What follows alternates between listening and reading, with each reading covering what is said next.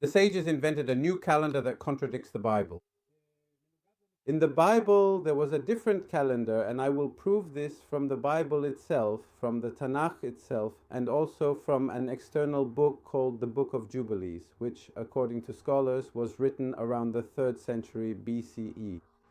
So let's see how the sages invent and develop new things and interpretations from the Bible. And that's why I also call this whole concept, which is known as the Oral Torah, a kind of new covenant. The sages created a new covenant, that of the Talmud.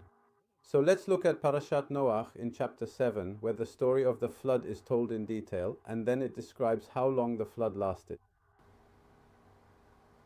And it says in chapter 7, verse 11, I'll read it to you in full detail. In the 600th year of Noah's life, in the 2nd month, on the 17th day of the month, on that very day, all the fountains of the great deep burst forth. So, as it were, on the 17th day of the 2nd month, the flood began, marking the start of a significant and catastrophic event in the biblical narrative. Then, later on in the text, it says that the flood lasted for a considerable period of time. In chapter 8, verse 3, it specifically states that it lasted for 150 days, which is nearly 5 months of continuous flooding, according to the account.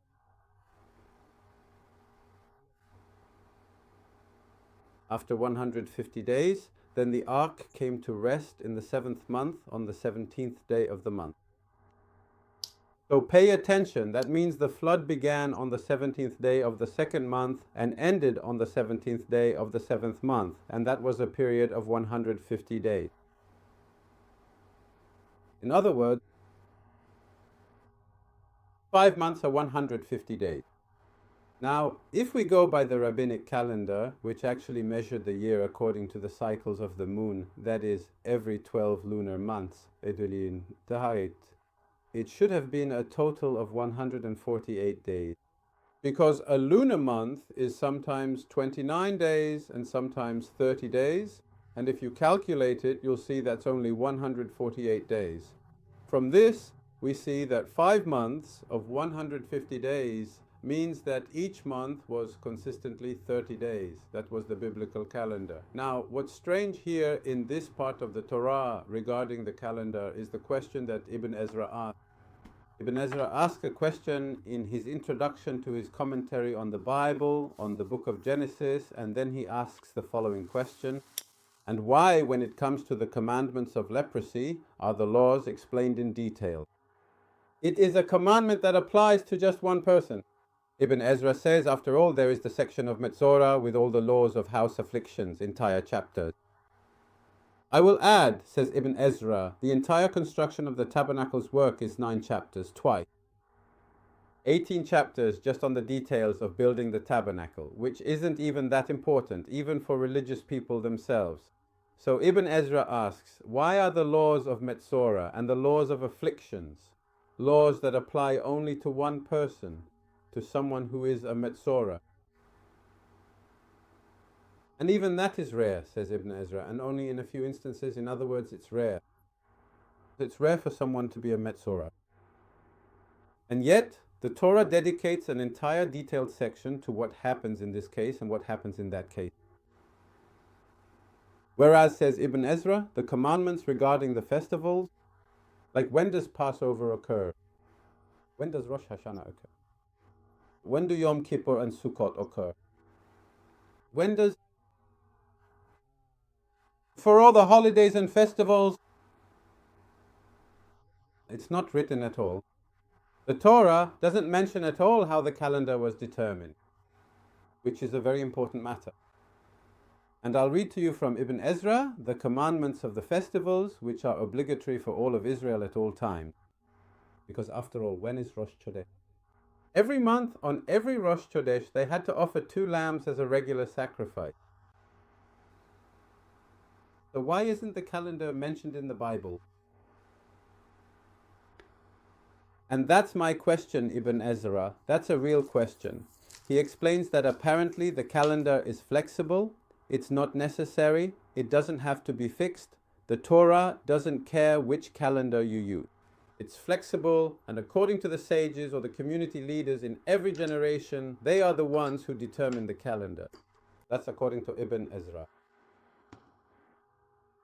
In any case, from the biblical period, as I showed you from the story of Noah, it is implied that the calendar had a fixed 30-day month, and therefore the 5 months, from the 17th of the second month to the 17th of the seventh month, are 150 days. This means that the month was fixed and not based on lunar months. A second proof from the Bible comes from the Book of Samuel the First. Chapter 20, verse 5, there's a story there with David, Saul, and Jonathan. Saul wanted to kill David. David was very afraid of Saul, but Jonathan, Saul's son, was a good friend of David. And David says to Jonathan, listen, I don't understand why your father hates me. Go and check if he still hates me. Then he says the following sentence. David says to Jonathan in Yer Samuel chapter 20, verse 5, behold, tomorrow is the new moon, meaning tomorrow is Rosh Chodesh, the beginning of the new month. It was customary in the Bible to have a meal every Rosh Chodesh, and David was supposed to be invited to Saul's place because it was Rosh Chodesh. Notice what David says to Jonathan, behold, tomorrow is the new moon. According to the rabbinic calendar, David shouldn't have known when Rosh Chodesh would be because the month was sanctified based on the testimony of the new moon's appearance. If the witnesses didn't see it, say there were clouds or they just didn't see it, then the month would start the next day. In fact, there was no certainty. That's also why Rosh Hashanah is celebrated for 2 days, because there's no certainty when Rosh Chodesh Tishrei will be. So according to what's written here, that David says to Jonathan, behold, tomorrow is the new moon. That means there was a fixed calculation for the months, and this fits with the system where every 30 days a month would pass. Now, let's bring evidence from the Book of Jubilees. The Book of Jubilees is an ancient text. They published it, and it was actually a book that served a large Jewish community in the 3rd century before the Common Era, who were actually even the elite, the priests. And in the Book of Jubilees, it focused on the calendar.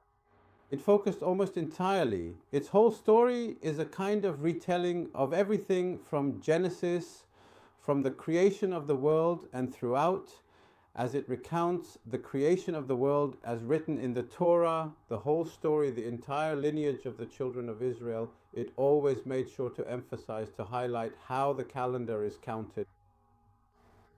And it says the following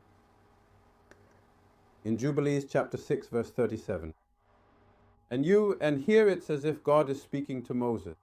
That's what's described there in the Book of Jubilees, that God came and spoke with Moses and began to tell him how the calendar should be counted. I'm laughing because even the Book of Jubilees makes up some stories, but never mind. And you shall command the children of Israel, and they shall keep the years according to this count. 64 and 300 days, and that will be a full year. According to the Book of Jubilees, there are 364 days in a year, which actually divides, and that's what the Book of Jubilees says, that it divides into 50 and 2 weeks, and basically the whole time, the emphasis of the Book of Jubilees calendar is on weeks and 364 days. The month in the Book of Jubilees is quite confusing. It's not clear how long a month is, and there are internal contradictions in the Book of Jubilees, but let's leave that aside. What matters is, notice what he says in chapter 6, verse 55. He says, and there will be people who carefully look at and observe the phases of the moon, meaning they determined the year according to the moon. And indeed, later on, the sages, every 3 years, they added another month, that's Adar Afer and Adar 2, in order to make sure that Passover would fall in the spring. But the calendar itself is based on a lunar year. And those who look and observe the moon, he is corrupting the time. He is corrupting the times, says the Book of Jubilee. Why? Because he advances by 10 days every single year. Because if you count the year according to the lunar months, it comes out to 354 days and not 364 days. And according to the Book of Jubilees, this is a corruption of the times. In fact, they are going against, seemingly, God, who says there should be 364 days in a year and not, as the sages say, 354 days. So here you have, in fact, testimony from the Holy Scriptures themselves, from the Apocryphal Book, that actually those who suppressed the Apocryphal Book were the sages themselves. And then you will also understand why in Tractate Sanhedrin, chapter 10. This is called Perek Chelek, where it says all of Israel have a share in the world to come. And then they say, and these are those who do not have a share in the world to come. Rabbi Akiva asks, who does not have a share in the world to come? One who reads the Apocryphal Book. Anyone who reads the Apocryphal books at all, anyone who reads the Book of Jubilees, has no share in the world to come. Now, why did I bring this up? I brought this up to show the ignorance, the deceit, and the fraud of the sages and the rabbis who came after them. Even today, the rabbis, especially those involved in bringing people back to religion, come and make the claim, how is it possible that suddenly a nation would do something, everyone would believe, and there would be no opponent? And this is how they base the Oral Torah, their New Testament, on the testimony of tradition. How is that they are? No one ever came to challenge this belief. That's what I always answer them. Of course, people challenged it, and those who did challenge it, what happened to them? For example, the Book of Jubilees. They removed it from the Holy Scriptures and forbade it, saying that anyone who relies on the Book of Jubilees and then discovers that the calendar is actually based on the solar year and not the lunar year has no share in the world to come. In other words, throughout all periods, there were always those who opposed the sages. And one of their methods today, in our time, in 2025, is to tell yeshiva students, guys, external books. They don't know them. They don't know what they are. Most yeshiva students have never heard of the Book of Jubilees, the Book of Enoch, 1st Maccabees or 2nd Maccabees. They haven't heard of them. Even those who have heard of them are forbidden to read them, since anyone who reads them has no share in the world to come. And today, now that they're already exposed to YouTube, to the Da'at Emet YouTube channel, to my channel here on TikTok, and to Facebook, what do the rabbis do? How do they deal with it? A yeshiva student, and I'm telling you this as first-hand testimony from students who were in yeshiva and spoke with me, a yeshiva student who is caught listening to my video is thrown out of the yeshiva. Here are the foundations that religion stands on. Religion stands on 3 things, on lies. They lie and make all sorts of claims about the Oral Torah, as if there was a smooth transmission and no one ever objected, when in reality there was no such transmission at all.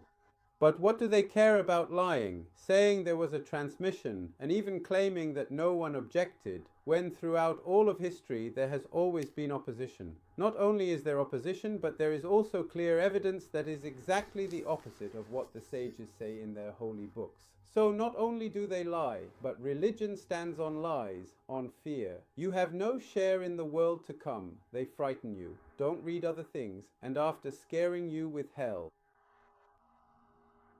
and other frightening things, then I force you to obey only me. So the 3 things that religion stands on are lies, fear, and authority.